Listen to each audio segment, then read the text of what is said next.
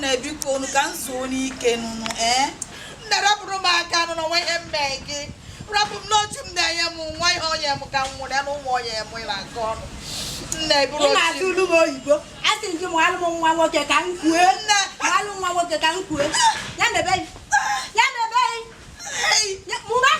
ya mebe ibu ga nya bu ni mo nwa woke abu ni na ya mebe nebiko hey ogi kem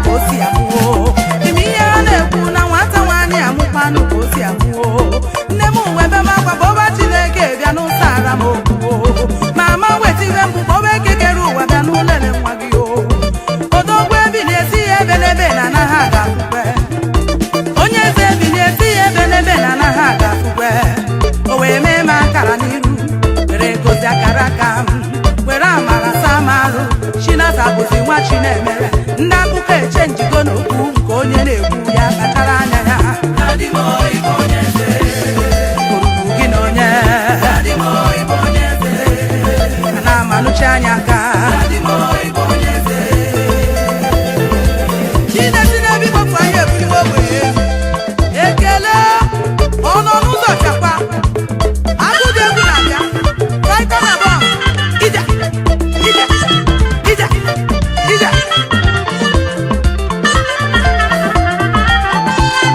Ọtụtụ ezinụlọ enweghị izi ịhụnanya, ọtụtụ di na nwunye enweghị izi ịhụnanya. Maka mụrụ nwaanyị, nwoke gara nwaanyị ihe ọ na-agba n'iro. Maka mụrụ nwaanyị, nwoke gara nwaanyị ihe ọ na-agba n'iro. A na-ekwu ka na-ekwu mama nke nwoke si n'obodo kpọba. A na-ekwu ka na-ekwu mama nke nwoke si n'obodo kpọba. Ị na-ebe eche gịnị? Nwa nwoke eje lụrụ nwaanyị, ọ bụ nwaanyị ka lụrụ ya ka ọ mụba. Ị ma na nwaanyị bụ ife. Ọtụtụ ezinụlọ ga-agbasara n'ihi akwụkwọ nwoke amụghị, akwụkwọ nwaanyị amụghị. Nwoke amaghịzi ebe nwunye ya nọ, nwaanyị amaghịzi ebe di ya nọ.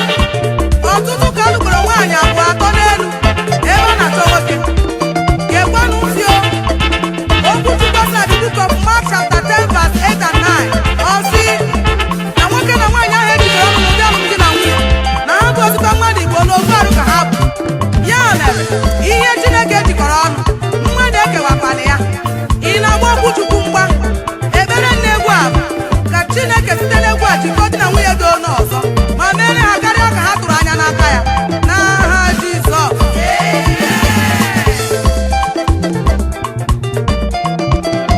Ndị nne na nna ọmụrụ nwoke zụba,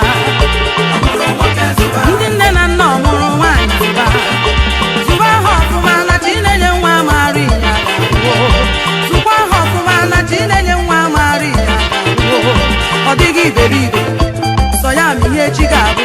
Onye onye ere ya kelee chi ya. Chinyere nụ nwa nwaanyị enyekwala nụ nwa nwoke.